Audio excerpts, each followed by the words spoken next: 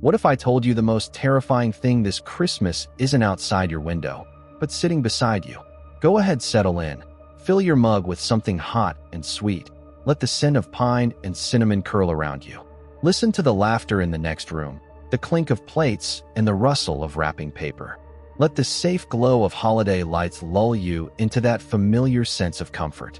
But I'll ask you, how well do you really know the people sharing that room with you? Because I've spent years gathering stories, searching for the cracks behind the smiles and the secrets buried beneath the tree skirt.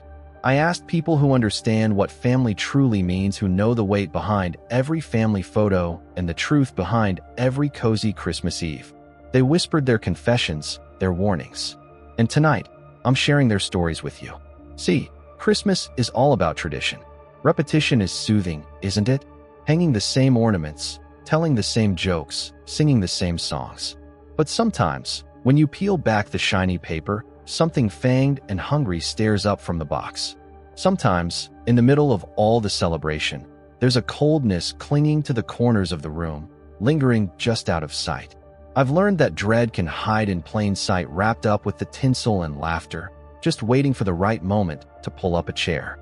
Each story I'm about to share holds a secret. Sometimes it's the kind of knowledge that can keep you safe, if you're willing to believe it. Or sometimes, just sometimes, it's the reason you never should have asked in the first place. So stay close to the fire, and try not to look over your shoulder when the wind rattles the window. And if you think your family traditions are strange, wait until you hear about the ornament ritual. There's an empty space on our tree, and if you ever see it, run. Every year, on the Saturday after Thanksgiving, my family gathers to decorate the tree.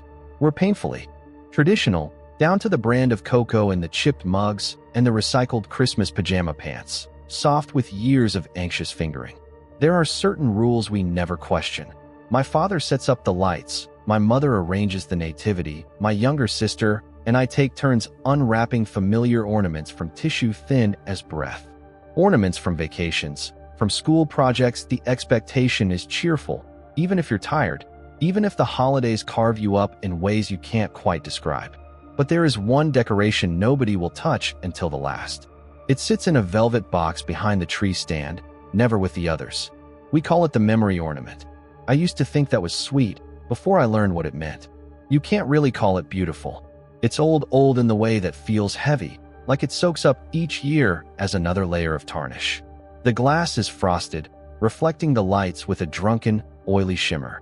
On one side, there's a painted winter scene that shifts when you move it, like shadows crawling behind the snow.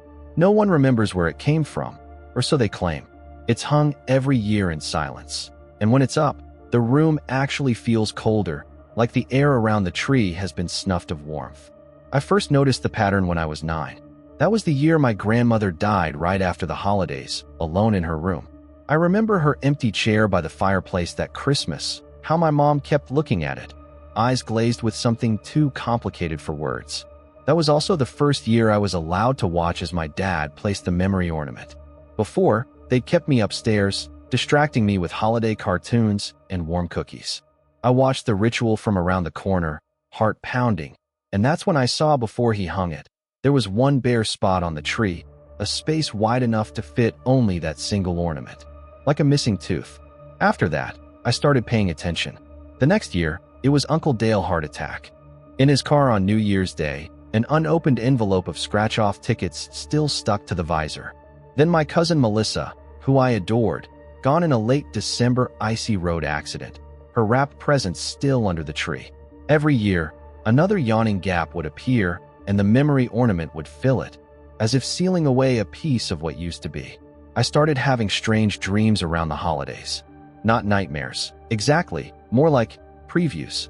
I'd see the ornament swinging on a dark branch, hear muffled voices whispering my name through the painted glass. Sometimes, hands familiar, but wrong, somehow reaching for me, beckoning from between the prickly pine needles. The air would fill with pine, clove, and a metallic tang, cold as snowmelt. I would always wake up sweating and shivering, dreading December. One year, I broke the rules and asked my mother where the ornament came from. She went pale and tucked a stray hair behind her ear, fingers trembling. "It's a family thing," she said after a long pause. "You honor those who don't make it, so they'll remember us, too." There was something hungry in her eyes, and the way the shadow of the tree fell across her face made her look less like herself, more like one of the figures that melted and shifted through my dreams. That year, Uncle Richie did the honors. He cracked a joke about reaping what you sow. My father didn't laugh. The room went quiet while Richie carefully hung the ornament in the new empty space on the tree. When I closed my eyes, I swore I heard muffled voices, bits of conversation that could have been from years ago. Arguments, laughter, confessions. They spun around the room, then faded, leaving behind only the anxious rustle of needles as the tree seemed to exhale. It never happens before Christmas. The ones who go are always here for the holidays, smiling too widely for photographs, that nervous energy hiding just under their skin. They all hold a cup of cocoa and family portraits. The memory ornament gleams in the background, blurry and ominous. I started catching glimpses, just flashes of things moving where shadows shouldn't be. Once, while staring at my own reflection in the window, I saw a dozen shapes huddled close behind me, mouths open in silent song. When I blinked, they were gone, and the only sound was my own panicked breathing. My sister, Lila, has her own theories. She insists there's something owed every year. Don't you get it? We're feeding it, she whispered in the hallway last Christmas Eve, hiding from the laughter in the other room. It wants someone, and as long as we give it what it wants, the rest of us get another year. I laughed, but it wasn't funny. The joke twisted in my stomach all night. Last year, my father hung the memory ornament for Aunt Marcy. That was the first time he said a name out loud, voice shaky and full of regret. As the words left his lips, the lights flickered and the room felt suddenly too small. My mother offered a toast, voice steadier than his, but I noticed her hands wouldn't stop shaking. We all watched the ornament sway and bob gently, as if something invisible had exhaled. We tried to go back to our traditions, but the horror of it stained every carol, every sweet bite of pie. And now, as the season creeps in again, I see a new empty space on the tree. Nobody mentions it, but we all feel it. Each of us tries to stay busy, keep the rituals going, as if we can distract something ancient and hungry long enough to survive. I see my own reflection mulled in the glass of the memory ornament, my breath fogging the surface, and I realize with a cold shudder that this year, the missing space is right at my height. The dreams have been getting worse. I wake up to find pine needles in my bed, the scent of winter and old glass thick in my nose. Sometimes I hear my name whispered in voices that sound like lost relatives. At night, I lie awake, knowing that, when the time comes, someone will lift the ornament from its box, and the space will be filled. Maybe it'll be me. Maybe not. I almost hope it is just so the waiting can end. And just when you think you know your family, a single ornament can unravel everything. But what if it's not the objects you need to fear? What if it's the people themselves? We were told never to peek, but curiosity is a curse on Christmas Eve. In my family, there's an unspoken contest to see who can act the most normal about our strangest tradition. Every December 24th, just after midnight, one of us tiptoes into the kitchen and sets out a plate. One slice of fruitcake, 3 salted peanuts, a glass of water, and a single red ribbon, curled tightly. Nobody explains why. Not really. When I was little, they just called it leaving something for the midnight guest. If I asked why, or who the guest was, the adults would exchange glances as if they'd suddenly remembered a dark joke they'd sworn not to laugh at. My little brother Jamie made a game of it for years. What if the guest's Santa's evil twin? He'd whisper as we hid halfway up the stairs, watching our dad fiddle with the kitchen clock. What if he comes in through the pipes instead of the chimney? We'd giggle, nerves jangling, but always my mom would catch us and corral us back to bed with promises that Santa wouldn't come to Snoop's. But it wasn't Santa we worried about. Most families wake up on Christmas morning to stockings and presents. We always check the guest's plate first. Some years, the offerings would be gone, the water glass empty but fogged from cold breath. Other years, half the peanuts remained, or the ribbon had been tied into a complicated not a message, maybe, if you could read it. Once, the water glass was tipped over, drenching the linoleum, and my mother went sheet white before snapping at my father to clean it up. I started to notice that the mood of Christmas morning seemed to hang on how the guest responded. If all the food was taken, laughter felt easier, lighter.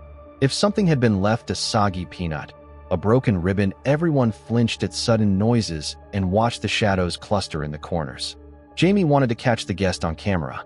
Last year, he taped his phone under the kitchen table with painter's tape, armed with bravado and a preteen sense of invincibility.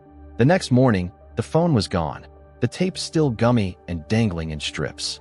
We searched the house top to bottom but found nothing until January, when Jamie's phone appeared in the mailbox, battery dead, screen filmed with something tarry and black. My parents did not speak about it. We pretended we didn't see the long scrape across the kitchen floor, as though someone or something had dragged something heavy toward the back door. This Christmas Eve was the coldest I can remember. The snow pressed up against the back step like a second skin. My parents worked extra late, jittery and stressed in a way that had nothing to do with gift wrapping. By 9 o'clock, the whole house was tight with anticipation. We watched The Grinch and sipped a ginger ale, but nobody was really paying attention. The clock's hands crawled toward midnight. I watched my mother's hands twist the red ribbon into a coil before setting it gently on the plate, her mouth murmur praying words I didn't recognize. At 11:57, my father declared he was going to bed. He kissed us each on top of the head and paused at Jamie. "No sneaking around tonight," he said, squeezing his shoulder. "Please." The "please" rang out sharp, a note of dread. Jamie just grinned at me, more nervous than brave. We went upstairs, but sleep wouldn't come. I kept thinking of all those years of fruitcake vanishing, of ribbons knotted into symbols, of water stains on the floor that never quite faded. I wondered what the guest did with all those offerings. Why it never came early, never later. Why the rules were so strict, handed down and never, ever broken. Around 2 a.m., I heard the sound. Light bare, measured, like someone shifting their weight on old floorboards. Jamie's bed creaked, and I saw his face, eyes wide and feverish. "Do you hear that?" he mouthed. I nodded, and together we slipped out of our beds, moving like conspirators down the hall. The kitchen glowed with the weak, jaundiced light of the refrigerator, left ajar. The plate sat on the kitchen table, untouched. Jamie moved to step forward, but I held him back. And then we both saw it. A shape, barely more than a suggestion, slid past the threshold between the hallway and the kitchen. Too tall and too thin, like winter wind in a battered coat. It didn't breathe so much as shimmer. The air behind it blinked and rippled like heat mirage, except colder. We couldn't see its face, but I watched as it leaned down, picked up the ribbon with fingers longer than you could believe, and lifted the fruitcake in a single, dissolving movement. The room went so still, I could hear my own heartbeat, rabbit quick. Then, impossibly, it paused. The guest turned just enough that the very edge of something like a face met my gaze. I felt I knew that beneath the shifting blur was a mouth, pressed thin and wrong, and eyes that hadn't belonged to a living thing for a long, long time. It raised its hand, beckoned us forward. Jamie squeezed my hand, for once not making a single joke. There was no sense of time after that, just a dizzying cold that descended through my bones, and the brittle taste of metal on my tongue. The guest reached for the glass, tipped it toward some hidden mouth, and drank. The kitchen lights flickered, not off, but sideways, the shadows shifting shapes against the wallpaper, spelling out something too old to read. Somewhere in the house, a door slammed. The guest receded, leaving the smell of snow and old pennies. The fruitcake and ribbon were gone. Only the peanuts remained, fused together by something. That didn't look like sugar. My brother and I stood shivering, too afraid to move. Did you see it too?" Jamie whispered. I nodded. "What was that? Why did it look at us?" His voice shook with genuine fear. "I don't know," I said, barely able to get the words out. In the morning, the family acted normal. My mother's eyes found ours, and I saw the knowing, tired empathy in her gaze, like she'd expected this, like she pitied us for finally seeing. When Jamie tentatively asked about the plate, Dad just shrugged. "It's an old tradition," he said. "You don't question the rules."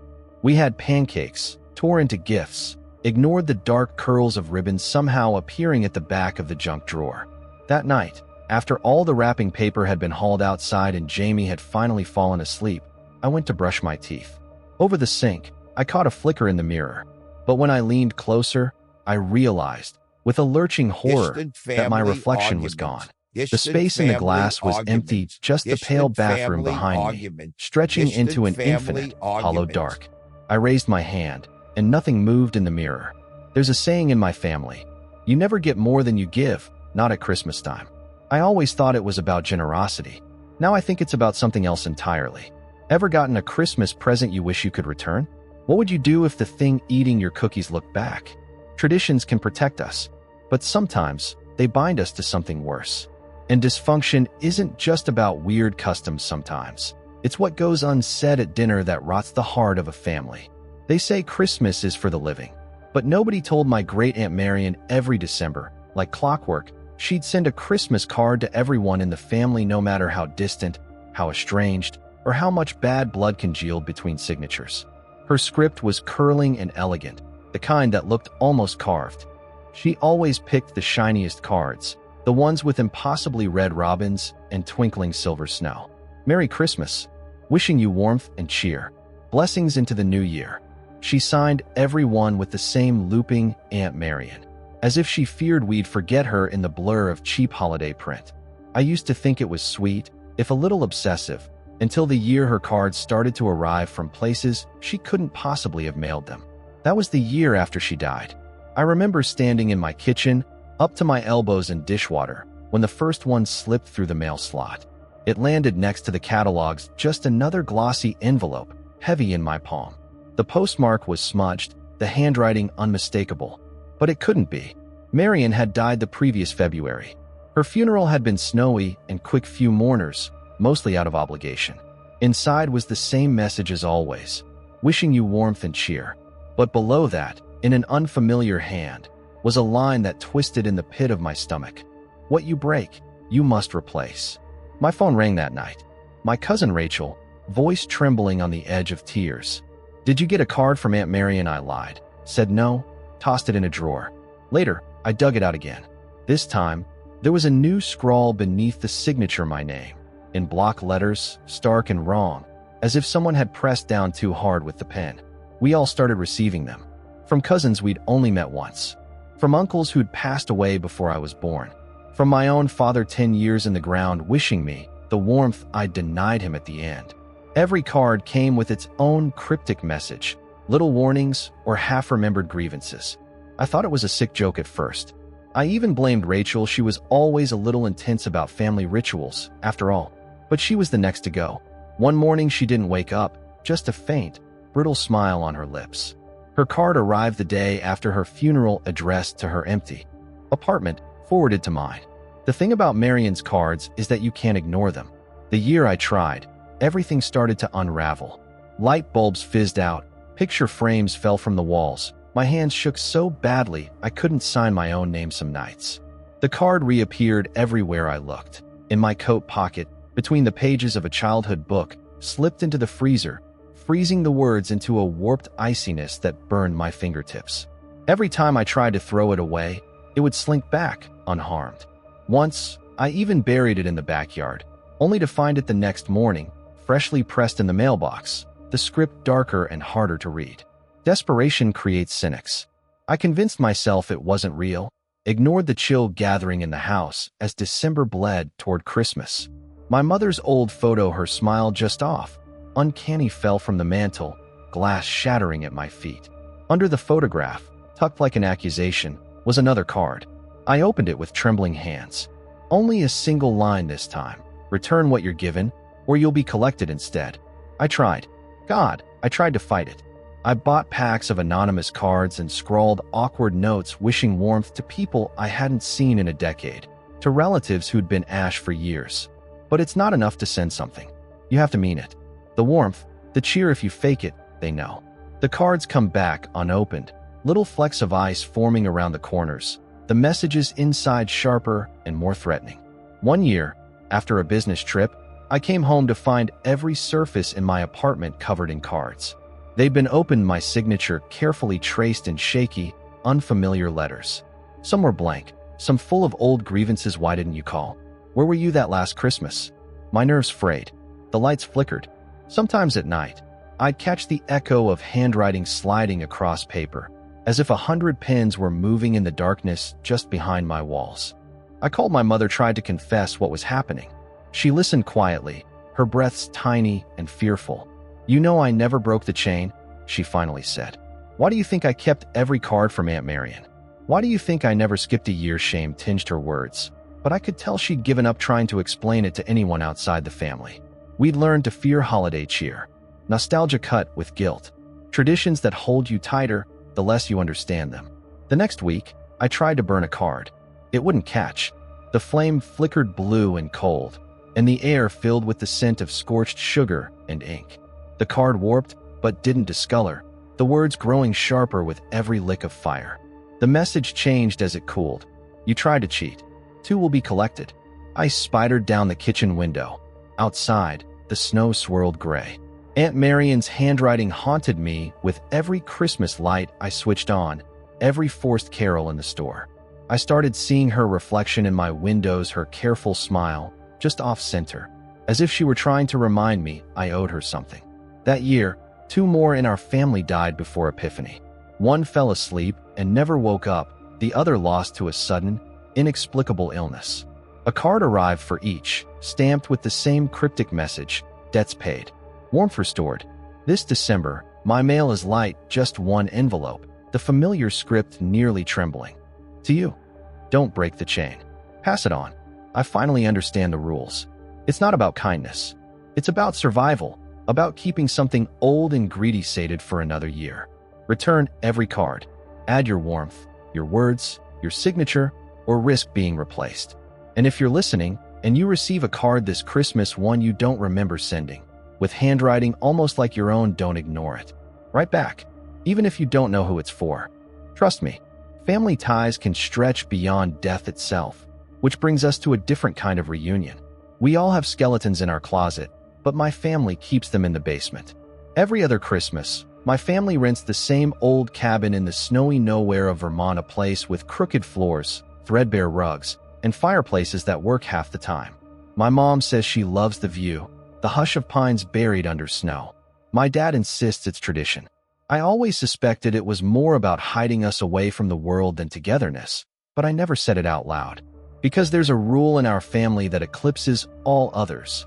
Never, under any circumstances, open the basement door. It's not locked, but it might as well be. If we so much as touched the knob, my father's voice would slice through the air sharp, panicked, angry in a way he never was at home. Don't. Go. Down. There. His hands would shake, his eyes dart away as if remembering something too heavy to lift. Even my mother would pale, her usual mediatory tone thinned by fear. I grew up whispering theories to my little brother, Owen's secret tunnels, piles of gold, hidden ghosts. We'd press our ears to the old painted wood, block out the laughter in the living room, and listen for secrets. And every year, the snow seemed to fall just a little thicker, pressing us closer and closer to that forbidden door. But we never broke the rule. Not until last Christmas. We'd had a rough year, too many funerals, not enough calls. That holiday, something sharp and sour hovered over us from the start. My parents tried to smooth things over with gingerbread and frantic gift wrapping, but the laughter felt forced, the silences too pointed. Then, on the second night, the heater died. Owen and I huddled under quilts while my dad cursed and rattled pipes. At 2 a.m, I woke to a hush even deeper than the snows, a vacuum of sound at the edge of my dreams. And footsteps. Only, I was the only one not asleep. I crept out of bed, pulled on socks, tiptoed to the hall. The basement door was cracked open just an inch, leaking a sliver of bone-cold light. Everything in me screamed to turn back, but the rule had been etched so precisely into my childhood that it felt like destiny to finally disobey. I reached the door and listened. Beneath the murmur of the cold was the sound of voices, not strangers, but family, echoing through the years. My mother's low, nervous laugh, my grandfather's bark, even my own 10 years old, throwing a tantrum about presents missed. The light flickered, and something inside beckoned. I opened the door. The stairway down was longer than it should have been, the air thick with the stuff of old winters, mothballs, cedar, the trailing ghost of wood smoke. I gripped the banister and descended, 1 foot at a time, feeling the years stack up behind me. Below was not a cellar, but a museum of memories or something that meant to be. Family photos papered the walls. Only the people inside moved, lips twitching, eyes darting. I watched myself age and shrink and spill cocoa down a shirt. My parents, holding hands with a familiarity they'd lost. My grandfather, young and stern, his mustache bristling as he whispered something I couldn't quite hear. On a battered old sofa, toys sat in perfect rows.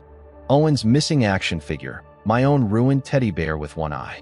I saw Christmas ornaments from years before, cracked and glued, trembling imperceptibly in a draft I couldn't feel. The basement buzzed with life arguments half-finished, secrets launched and caught. My mother's voice called out from one dusty speaker. If we just keep the door closed, nobody has to remember. A movement in the corner, a lump of shadow stretched and resolved into the memory of my aunt, gone since the accident, humming the lullaby I'd always missed. When she turned to me, her face flickered between warmth and something older. Behind her, the others gathered. Faces I recognized, and some I didn't. Great-grandparents, distant cousins, even the neighbor kid who vanished one year and was never spoken of again. All tethered by stories and silences, by things left unfinished. "Why are you here?" I stammered. Aunt Lee's smile sharpened. "You opened the door. Someone always does, eventually." I tried to step back, but the stairwell was gone, replaced by a string of old Christmas cards, each one twitching like breathing paper. My grandfather's voice boomed, overlapping itself. "We keep the past down here, where it can't touch us. But memory grows hungry." The others nodded. "Did you think you were the first?" Someone whispered, maybe my uncle, maybe just the echo. Owen was suddenly beside me. His eyes were wide with the familiar terror of a rule finally shattered. "We shouldn't be here." "I know," I whispered, voice catching in my throat. On the wall, the family photos began arguing, whole scenes looping, words over words, all the old pain sharpening. My parents as teenagers, breaking up and making up. My grandmother turning away at things she couldn't forgive. The room filled with shouts and tears, none of it quite reaching me, all of it desperate to be remembered. An old toy train began to circle the room, its tracks moving in and out of the walls. Inside the passenger cars, tiny versions of us banged on the glass. I felt a pressure at my shoulders, a weight of generations, each one demanding I witness. "I remember. I stay." "They can't leave," Aunt Lee said, her voice sudden and close, cold breath misting the air. "Not until they're replaced, or somebody brings home someone new." She tilted her head, eyes bottomless. "That's why they make the rule. If you open the door, you join the story." Unless, she trailed off, looking at my brother. Owen was shaking, tears brimming. "I don't want to stay," he begged. I tried to touch his arm, found my hand pass through him like mist. "What happens if we leave?" Aunt Lee grinned. "You don't, not truly. Unless you promise to bring someone else, next Christmas." The basement shuddered, the shadows pressed closer. The memory voices sharpened to static, each one pleading, some for forgiveness, some for escape, some for the warmth of old grievances. I ran, dragging Owen with me, though the way back was endless, a maze of half-remembered holidays and flickering regret. I crashed through the door, slamming it behind me, both of us trembling, hearts galloping. At breakfast, my parents just looked at us, exhausted. Dad poured his coffee with a resigned sigh. "We keep the past where it belongs," he muttered, "if we can." Owen and I never spoke of it again, but the next year, at the cabin, the rule held, even heavier than before. Of course, not everyone survives to the new year. This Christmas, silence means survival. It started with a group text, sent on a gray November morning. "No tree this year. No lights, no decorations. No holiday movies. No peppermint anything," Mom wrote. The words so uncharacteristically sharp they left splinters in my chest. Even Dad, normally so slow to enforce anything, chimed in within seconds. "Let's just treat it like any other week. We'll get through." I used to crave Christmas, to count down the days and wake up shivering with anticipation. But the old rituals, stockings, sugar cookies, Dad's tone-deaf carols in the garage were all erased. That was the rule. The only rule that mattered. When I asked why, Mom's face broke apart, first with fear, then grief so taut it made me look away. "Don't you remember last year?" she whispered. I did, but I remembered it the way you do a fizzled bad dream. A night where laughter stalled halfway through dinner. My older sister Casey stood up with a toast, something about peace and messing with old family traditions, and then the lights flickered. Frost curled on the hallway mirror. Somewhere outside, a shape moved through the snow, and Casey left to investigate. She never came back. No fruitless search parties, No explanation, just hours of waiting, peering grimly out the window. Her phone was left charging on the coffee table. Her mug steamed untouched. This year, the house was a tomb. I thought, we're being dramatic, attempting to cheat grief with deprivation. But every time I pushed for even a hint of the old cheer, Mom's eyes shimmered with sheer terror. Dad stopped shaving. Radio stations crooned carols beyond the walls, but inside our house, it was winter and nothing else. The night before Christmas Eve, I heard them arguing in the kitchen, voices ragged and quiet. What if she comes back and we've forgotten? What if this is what she wanted? Don't say her name, Steve. Just don't. We agreed. And if that wasn't a warning? If it was a summons, we're not lighting anything. No tree, no music, nothing jingles. I crept back to bed, their fear crawling under my own skin until I trembled beneath the covers. On Christmas Day, I couldn't take it. The silence was too total, like even our grief was hollow and echoing. I slid down to the basement, the place where we'd stored the old decorations. Dust and moths, and a single broken ornament, Casey's favorite, a glass fox, waited, forlorn, on top of the pile. Just the act of holding it let the memories in. Casey making me laugh until I snorted eggnog from my nose. Casey wrapping her arms around us both and swearing nothing supernatural could ever happen to idiots like us. It felt wrong, cruel, to let fear strip her from the world. So I did the one thing I'd been warned not to do. I dug out the fairy lights, their tiny bulbs dusty but eager. Barely breathing, I looped them round my bedpost, then plugged them in. The house responded. A sourceless wind rattled the window panes. The scent of cinnamon and smoke drifted down the hallway. For just a moment, I heard carols playing somewhere upstairs, warped as if sung by voices pressed against glass. The temperature dropped. My breath fogged in the air.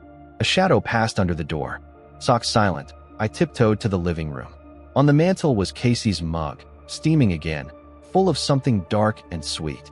I stared, trembling, listening as footsteps creaked down the hallway. Nobody in my family moves like that, slow, deliberate, as if remembering how bodies fit into rooms they hadn't crossed in a year. Something in me whispered run, but I watched instead. Casey stepped into the light. Almost her, but not. Her hair long but dripping icicles, her cheeks bruised by wind, eyes black with no whites at all. Her smile was wrong, pulled too wide, as if shaped by someone who'd only read about joy in a letter.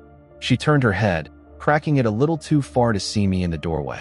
"Why did you leave the light on?" she asked, her voice the same and not too calm, echoing with distance. I couldn't answer, didn't breathe. She moved toward me, slow, eyes locked on mine. From the kitchen, my parents' voices rose in panic. "Turn it off," Mom screamed. "Turn it off, turn it off," but Casey was closer now, fingers ice cold where she touched my wrist. "I've come back for Christmas. Isn't that what you wanted?" I yanked away, bolting up the stairs. Casey followed, her too cold laughter following, each note a knife in my memory. I unplugged the lights. Instantly, the house snapped back to itself. The silence, the darkness, the absence. The mug was cold. The shadow vanished. My parents found me huddled against the door, shaking. Mom sat beside me, pulling me into her arms the way she used to when I was small. "We have rules for a reason," she whispered. "Ours isn't the only family with rules." Dad touched my shoulder, voice brittle.